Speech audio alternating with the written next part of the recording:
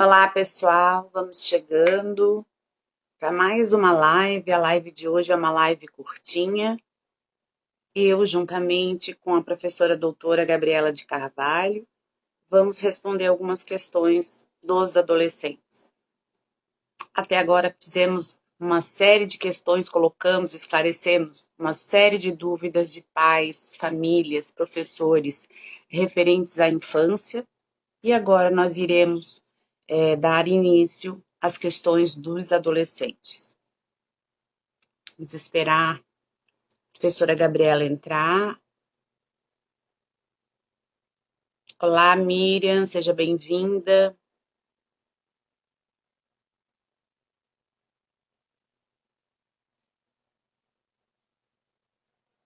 Estamos esperando a professora Gabriela, que já deve estar entrando.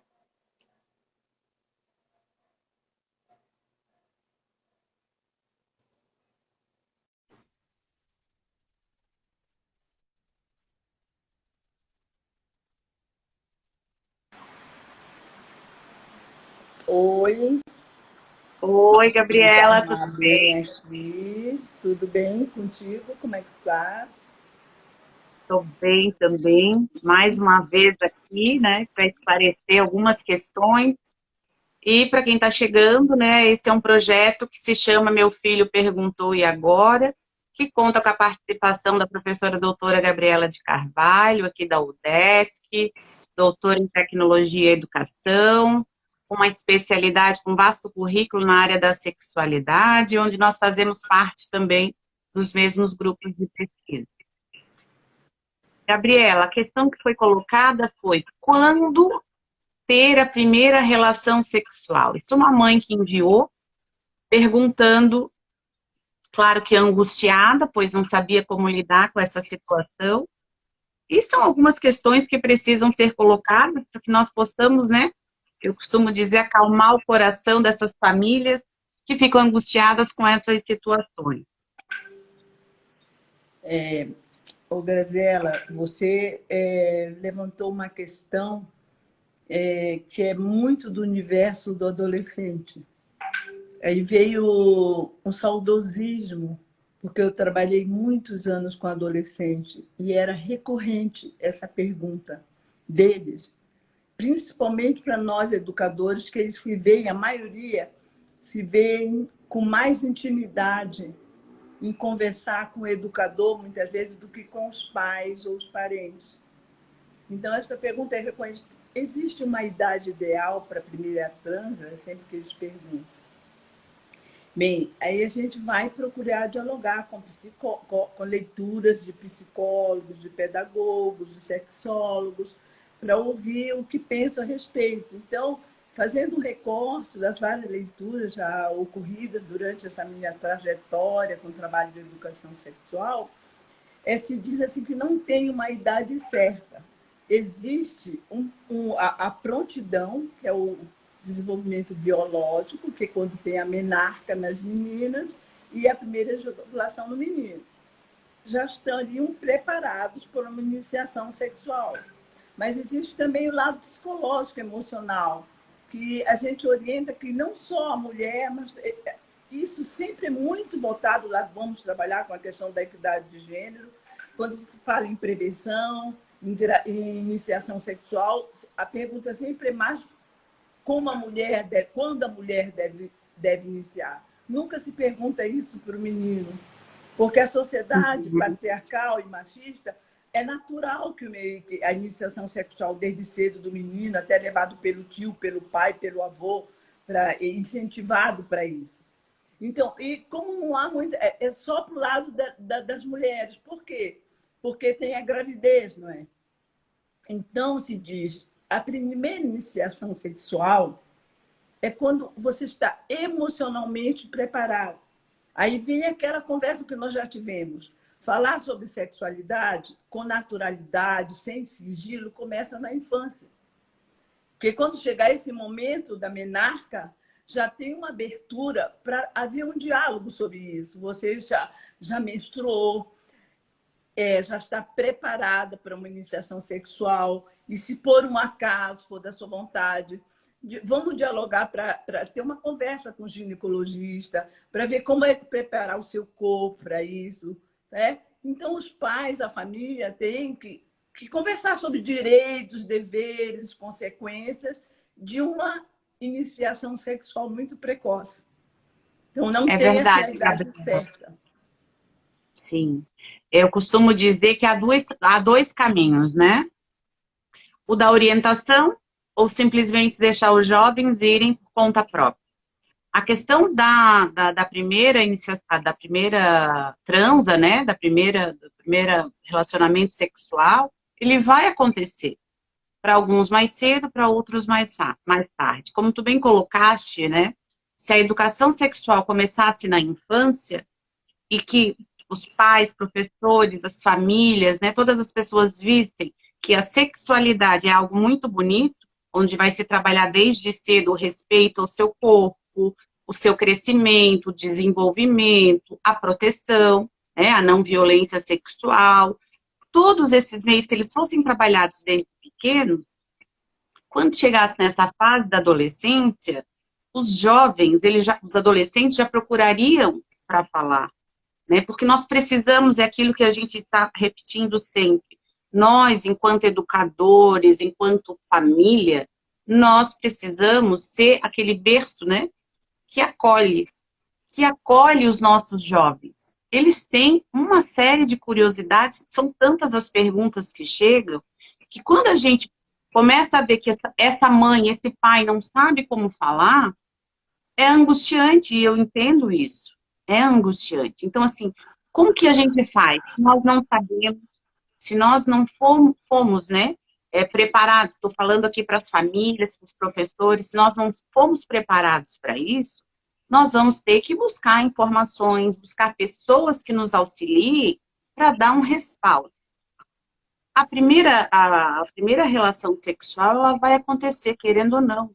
E aí nós temos uma taxa absurda no Brasil, que vai dizer que está 50, deixa eu só ver aqui para lembrar bem, o Brasil tem um índice de gravidez na adolescência 50, Gabriela, por cento maior do que a média mundial. Então, estão acontecendo uma gravidez, e eu costumo ainda dizer que a gravidez ainda, digamos, é uma bênção, né? O dos males o menor, porque na primeira iniciação você pode contrair uma IST, né? Se infectar. Tantas outras coisas da menina não saber se resguardar, se preparar, emocionalmente não estar preparada. Então, tudo isso são possibilidades que, se os pais acolherem as famílias e os professores, esses jovens, com certeza, eles terão um momento que é especial. A Ritalina, sua música, já diz, né? Como é que é aquela música? Sexo com amor é tudo. Eu esqueci agora a música. Como é que é Que mesmo? amor e sexo, sexo é poesia, e amor é prosa, né? Ela faz todo um contrato. Eu Exatamente. também quero pontuar uma questão. A iniciação sexual está acontecendo cada dia mais cedo e é estimulada pelos meios sociais, pelas mídias, pela internet. E há uma cobrança entre os próprios jovens. Poxa, tu ainda é virgem? Não acredito. Entendeu? Por isso a importância do diálogo. Porque se ela inicia uma relação muito cedo, muitas vezes a menina e o próprio rapaz não têm conhecimento. Eu já ouvi jovem dizer que a primeira relação nunca engravida. Há um desconhecimento do seu próprio corpo. A doutora Albertina Duarte, que é uma grande ginecologista que trabalha com adolescente, ela conversa com a turma e diz que deixa teu corpo amadurecer mais biologicamente. Ela acha que é prejudicial uma gravidez muito jovem, de 9, 10 Sim, anos, certo? Ela mostra todas as consequências físicas. E você levantou os grandes problemas, como você disse, a gravidez é um mal menor. Você que trabalhou muito com a questão do HIV, da AIDS, vê o quanto tem que esclarecer e levar tua filha ao ginecologista e conversar com o teu filho também, tá? Porque a gente só fala aqui na mulher. E uma outra cobrança é, poxa, tu já está com 20 anos e não tiveste nenhuma transa. Não tem problema se deixar para mais tarde, entendeu? A pessoa não se sente amadurecida para isso, o problema é dela. Agora, tem um programa aí, né, de prevenção do governo para combater a gravidez da abstinência. Gente, isso aí é utopia. A gente sabe que os nossos jovens não estão adunando com a questão da abstinência. Não quer, é muito difícil e é irreal esse tipo de proposta, no meu ponto de vista. Eu não sei o que você acha. Sim, com certeza. É também um outro caminho, né, Gabriela? E assim, nós vamos respeitar, como sempre, todas as escolhas, todas as posições. As famílias, elas precisam mostrar essas possibilidades para os jovens e entender, querendo ou não os pais, se eles quiserem, eles vão fazer. Aí, muitas vezes, não estão, né, tomando a pílula, não tem o preservativo, se entopem de pílula do dia seguinte, que não é para esse fim, né, que é só emergencial, não usam o método contraceptivo correto, vão para lugares perigosos, né, porque muitas vezes eles não têm dinheiro para pagar, aí fazem no carro em qualquer lugar. É um leque de questões, né, tirando o emocional, que é fundamental, quando é um momento que deveria ser muito lindo. É um momento de uma entrega, é um momento de você decidir, não, eu realmente agora quero ter a minha primeira experiência sexual, como que vai ser isso? Então, tudo isso é muito importante. Os dados do Brasil agora, de 2020, saiu referente ao ano anterior, a cada 21 minutos no Brasil, uma adolescente fica grávida. Agora, pasmem, dos 10 aos 14 anos. Como eu já falei na outra live, no ano passado dei uma palestra e tinham 5 grávidas, era um mini curso para professores, 5 grávidas naquele ano na escola. Uma criança de 10 anos e 4 adolescentes. Então eu olhei para os professores e disse, gente, o que está acontecendo aqui? 5 grávidas no ano é uma coisa absurda. Então, os dados estão aí. E nós precisamos fazer alguma coisa. E como sempre, dentro de uma perspectiva, né, de uma educação sexual emancipatória que visa o diálogo, o respeito, né, a inclusão, com certeza o melhor caminho é a orientação. Então, se os pais não se sentem preparados, se os professores não se sentem preparados, eles precisam buscar. Eles precisam buscar essa informação e dialogar de forma segura, tranquila, passando essa acolhida para os seus filhos e para os seus alunos, porque não tem como ser de uma forma diferente, não é? Você levantou uma questão que eu vou fazer um link para um outro problema, uma outra questão em relação a isso. A família é a primeira educadora sexual e ponto final. Então, nesse momento, é muito importante que a família passe seus valores, suas crenças, o que ela pensa a respeito disso.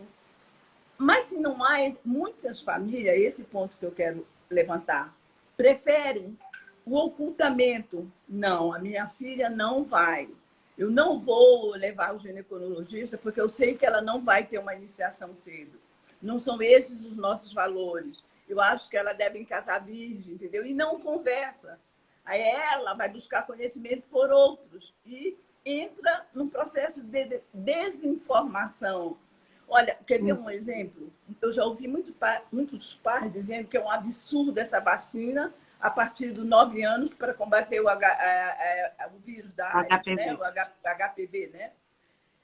Porque, não é o da AIDS. Filha, se eu for dar essa vacina, já estou estimulando a iniciação sexual. Não, está prevenindo a tua filha. Tá? Então, tem que partir da família, mas se a família não se sente preparada, conversa com um psicólogo, conversa com um educador, conversa com um sexólogo, vamos principalmente com as meninas, né, que sofrem maiores consequências da gravidez. Mas eu acho que quem tem filho também tem que preparar para que ele inicie sexualmente com segurança, com prevenção. E nós aqui, como educadores, trabalhamos muito a questão dos afetos, né? A importância também dos afetos, isso é um ponto de vista também pessoal, porque tem pessoas que não veem necessidade de afeto para ter sexo, é só química. Tudo isso pode ser dialogado e ver o ponto de vista dos jovens e você colocar outros pontos de vista para eles perceberem a grandeza que é e a beleza que é do ato sexual. Eu costumo falar com os adolescentes, Gabriela, dizendo o seguinte, que o sexo pelo sexo ele existe e sempre existiu e vai continuar existindo. Mas o sexo com amor, o sexo com afeto, com carinho, é algo sublime. Então é completamente diferente. Eu acho que é uma linguagem que dá para mostrar para eles os dois lados. O que eles querem, como é que eles buscam, né? O que eles entendem. Agora, falando da questão das famílias não abordarem, das escolas não abordarem, né, Gabriela? Eles deveriam ser responsabilizados, sabe, essas famílias, porque assim, ó, eu entendo que tudo bem, dentro da nossa construção carregada de mitos, de tabus, de falta de conhecimento, de preconceitos, etc. e tal, de falta de informação, ok. Mas os dados, com a internet, os dados estão aí para qualquer um ver.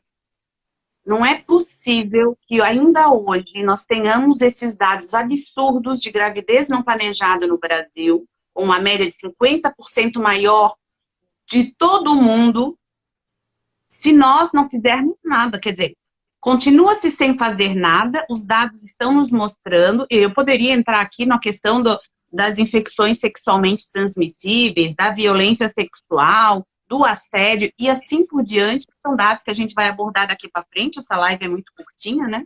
E é só para dar uma deixa, assim, digamos, algumas orientações, é que deveriam ser responsabilizados, sabe? Porque nós, enquanto educadores e pais, né, família, nós temos a obrigação de proteger esses jovens, esses adolescentes, e nós não fazemos. Então, quando eu digo que os pais, as famílias deveriam exigir das escolas a educação sexual, é justamente nesse sentido. E as escolas, por sua vez, do governo, né, maiores políticas públicas nessa área, abordagem sim, dessa temática, lembrar os professores que tem toda uma legislação que nos dá respaldo, desde a nossa Constituição Federal, vou reforçar aqui, Gabriela, novamente, o Plano Nacional de Educação, as leis de diretrizes e bases, as leis municipais, os PTNs, a BNCC. Então, assim, há todo um legado que os professores podem realmente se embasar e as escolas trabalhar.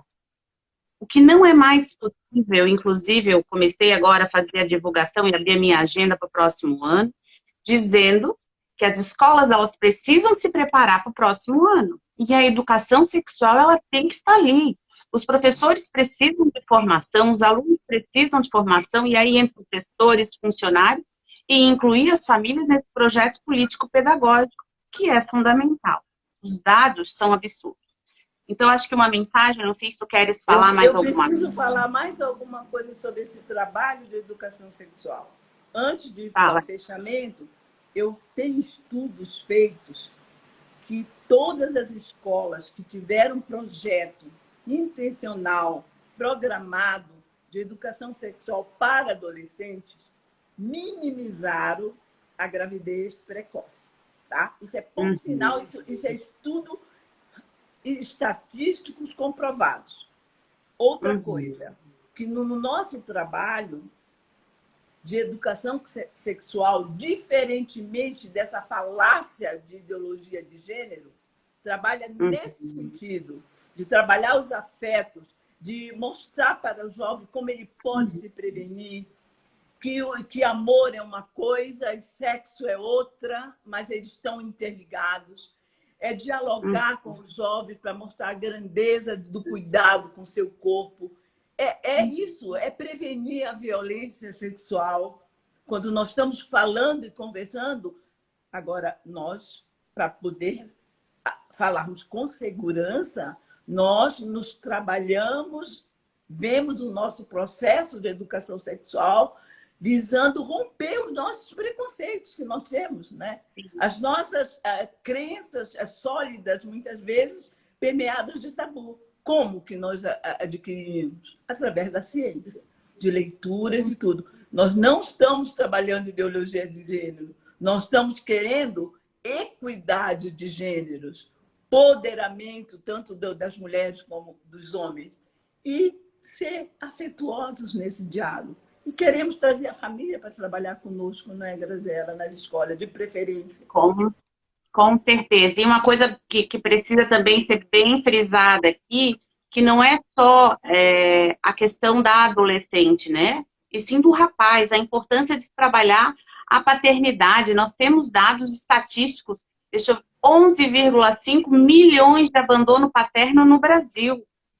Então, nós precisamos trabalhar desde a infância o cuidado com o outro, o respeito, a maternidade não é só da mulher, né? A gestação, a criança não é. Então, a paternidade tem seu valor, a maternidade tem o seu, e nós precisamos romper com isso. Não tem um trocadilho aí que diz, não sei como é que se chama isso, aqui entre aspas, né? Segure suas cabras que meu bode está solto. Então. Isso é uma coisa horrorosa, machista, né? É uma coisa horrorosa. Então, quando a gente trabalha a primeira iniciação sexual, ela tem que ser trabalhada tanto para os meninos como para as meninas. Ambos têm que ser responsabilizados. Eu já tive, escuta só essa situação que eu recebi. A adolescente engravidou, ela queria fazer o aborto e ele não. Então também tem isso. É direito dos dois, não é? O menino não queria que ela fizesse, ela queria ter um filho, um adolescente. Então a gente começa a se deparar também com questões assim, em todos os espaços. Então a gente precisa falar. Eu acho que a grande mensagem, Gabriela, aqui para as famílias e para as escolas, é que não é possível mais não dialogar. Se você não se sente preparado para falar sobre isso, pela sua formação, pela sua construção, repito, cheia de mitos, tabus e tal, é preciso buscar alternativas com alguém, com livros, com a internet, sabe? Chame um profissional. Eu estou atendendo várias pessoas nesse sentido de orientação. Então, assim, nós precisamos. Nada como consultar um profissional da área especializado, seja eu, tu ou qualquer outra pessoa que tenha esse compromisso com a ciência, compromisso afetuoso, de carinho, né, com a realidade, querendo o bem. O que a gente quer para os nossos jovens? A gente quer o melhor, que eles não saiam das escolas, porque o que acontece com a gravidez não planejada na adolescência? Muitos abandonam a escola porque vão ter que trabalhar para sustentar aquela criança, ou porque tem as tarefas todas de casa e perdeu a vontade, ou porque tem vergonha e abandonam a escola por sua vez. São muitas as questões e são muitas as complicações que vêm a partir dessa gravidez. Com a gravidez não para a mulher, não é, Graziela? Para os dois. Não, para os dois. A Albertina, voltando a falar, ela com os jovens, que ela diz assim, olha, tem que haver negociação na relação. Se ele vai te exigir um uso de camisinha, porque e você quer se mostrar poderosa e não vai usar, não, você tem que dizer, não, eu não vou manter uma relação sem me preservar. Eu não estou preparada para uma gravidez. Ela trabalha muito com essa relação dos dois. Ela não trabalha só com as mulheres, os jovens, o diálogo entre eles, tá? Mas para isso precisa de informação e de diálogo, como você falou, né? Com afetividade, com tranquilidade, com segurança. E vamos continuar na batalha de trabalhar a educação sexual intencional, transversalmente, que os PCNs nos dão toda essa abertura para ir. É um dos temas transversais, é o trabalho de educação e sexualidade. E nós já estamos mesmo aí nessa luta há muitos anos, né? E acreditamos que o trabalho vale a pena. Exatamente, é bem isso. Muito obrigada, Gabriela. Para quem está chegando, essa é uma live muito curtinha. Falamos hoje sobre a primeira relação sexual, perguntas de adolescentes que querem saber e os pais não sabiam responder. Fica aqui. Para quem chegou agora, podem assistir, que essa live ficará salva no IGBT e no feed do Instagram. do Instagram. Gabriela, muito obrigada, querida. Semana que vem a gente está Obrigada, a de gente volta com continua. mais Agora o perguntas. universo vai ser do adolescente, né? É isso mesmo, isso mesmo. Então tá, uma boa noite a todos e a todas. Boa noite. Boa noite.